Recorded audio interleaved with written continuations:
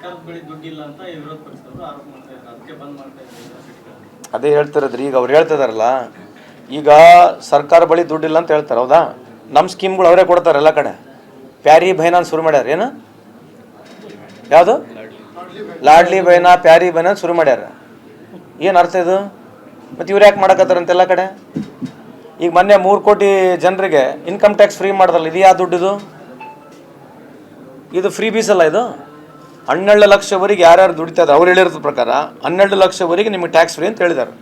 ಅದು ಎಷ್ಟು ಸಾವಿರ ಕೋಟಿ ಆಗುತ್ತೆ, ಎಷ್ಟು ಲಕ್ಷ ಕೋಟಿ ಆಗುತ್ತೆ, ನೀವು ಯಾರು ಲೆಕ್ಕ ಹಾಕಿರ? ಮತ್ತು ಇದು ಫ್ರೀ ಬೀಸ್ ಅಲ್ಲ ಇದು. ಇದು ಫ್ರೀ ಬೀಸ್ ಅಲ್ಲ. ಕೇಂದ್ರ ಸರ್ಕಾರದ ಮೇಲೆ ಎಷ್ಟು ಸಾಲ ಇದೆ ಗೊತ್ತಾ? ಕಾರ್ಪೊರೇಟ್ ಟ್ಯಾಕ್ಸು ಬೆನಿಫಿಟ್ ಕೊಟ್ಟರು. ಕಾರ್ಪೊರೇಟ್ ಟ್ಯಾಕ್ಸ್ ಬೆನಿಫಿಟ್ನಲ್ಲಿ ಇವತ್ತು ಸುಮಾರು 1.5 ಲಕ್ಷ ಕೋಟಿ ಲಾಸ್ ಇದೆ ಕೇಂದ್ರ ಸರ್ಕಾರಕ್ಕೆ. ನಮ್ಮದು ಸುಮಾರು 30% ಇರುತ್ತೆ ಕಾರ್ಪೊರೇಟ್ ಟ್ಯಾಕ್ಸ್, ಇವರು 25% ಮಾಡಿದ್ದಾರೆ. ಆ 25% ಇರ್ತಕ್ಕಂಥ 5% ವೇರಿಯೇಷನ್ ಕಳೆದ 7 ವರ್ಷದಿಂದ ವರ್ಷಕ್ಕೆ 1.5 ಲಕ್ಷ ಕೋಟಿ ಲಾಸ್ ಇದೆ. ನೀವು ಇದನ್ನ ಪ್ರಶ್ನೆ ಕೇಳ್ಬೇಕ್ರಿ, ಯಾಕೆ ಕಾರ್ಪೊರೇಟ್ ಟ್ಯಾಕ್ಸ್ ಕಮ್ಮಿ ಮಾಡಿದ್ರಿ? ಏನು ರೀಸನ್ ಏನು ಕಾರ್ಪೊರೇಟ್ ಟ್ಯಾಕ್ಸ್ ಕಮ್ಮಿ ಮಾಡಲಿಕ್ಕೆ? ಏನು ರೀಸನ್ ಏನು? ರೀಸನ್ ಕೊಟ್ಟಿರ್ತಕ್ಕಂಥದ್ದು ಇಲ್ಲ, ಭಾಳ ಇನ್ವೆಸ್ಟ್ಮೆಂಟ್ಗಳು ಆಗ್ಬೇಕನ್ನೋ ಒಂದು ರೀಸನ್ ಏನು ಇಟ್ಕೊಳ್ರಿ. ಇನ್ವೆಸ್ಟ್ಮೆಂಟ್ ಆಗಿದೆಯಾ? ಇನ್ವೆಸ್ಟ್ಮೆಂಟ್ ಆಗಲಿದ್ರೆ ಅವರಿಗೆ ಪಾಪ ಕೆಲಸ ಮಾಡೋರಿಗೆ ಅವ್ರ ಶೇರ್ ಹೋಲ್ಡರ್ಸ್ಗೆ ಡಿವಿಡೆಂಟ್ ಏನಾರು ಕೊಟ್ಟಿದ್ದಾರಾ? ಎಲ್ಲೋಯ್ತಾ ದುಡ್ಡು?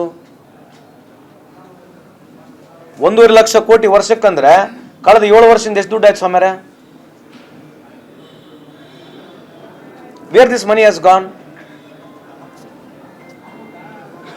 ಇದಕ್ಕೆ ಯಾರು ಉತ್ತರ ಕೊಡಂಗಿಲ್ಲ.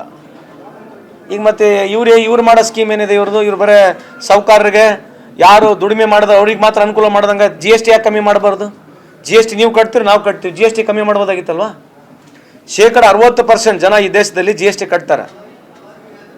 ಯಾರು ಇಂಡೈರೆಕ್ಟ್ಲಿ ಡೈರೆಕ್ಟ್ಲಿ ನೋಡಿದ್ರೆ 70% of Indian population is today affected by GST.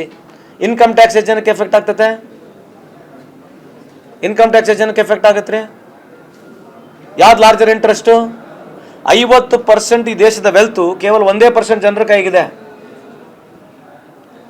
India employment level lowest in the history of after independence. Number 1 disproportionate asset ಭಾರತ ದೇಶದ ಇತಿಹಾಸದಲ್ಲಿ ನೀವು ತೆಗೆದು ನೋಡಿದ್ರೆ ಈ ಇರ್ತಕ್ಕಂಥ ಡಿಸ್ಪ್ರಪೋರ್ಷನೇಟ್ ಅಸೆಟ್ ಯಾವತ್ತೂ ಇಲ್ಲ.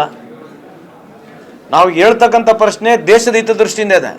ಇದು ಯಾವ್ದು ರಾಜಕೀಯವಾಗಿ ಅವ್ರ ವಿರುದ್ಧ ಮಾತನಾಡ್ತಕ್ಕಂಥದ್ದಲ್ಲ, ಇದು ವಾಸ್ತವಾಂಶ.